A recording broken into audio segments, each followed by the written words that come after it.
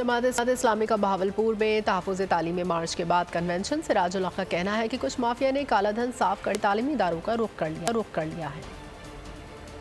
वफाकी हुकूमत और सूबाई हुकूमत से कहना चाहता हूँ कि 8 तहकीकाती इदारे आप लोगों ने बनाए हैं। इस केस को मंतकी अंजाम तक पहुँचाने के लिए हम चौक और चौराहों में रहेंगे। हम चाहते हैं कि हमारे तालीमी इदारों में कैरेक्टर्स और किरदार की तामीर हो।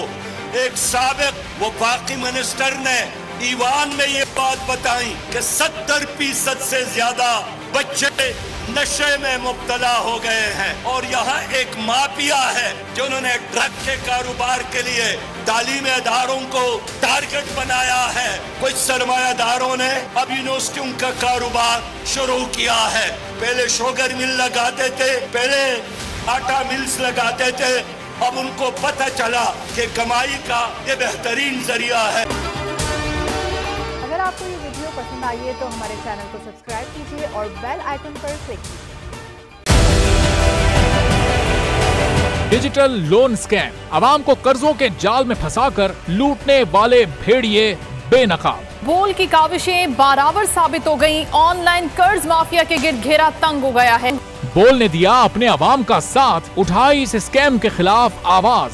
बोल की डिजिटल लोन स्कैम के खिलाफ आगाही मुहिम की सबसे बड़ी ट्रांसमिशन 59% आवाम ने देखी अपनी स्क्रीन पर, क्योंकि बोल है पाकिस्तान का नंबर 1 न्यूज चैनल।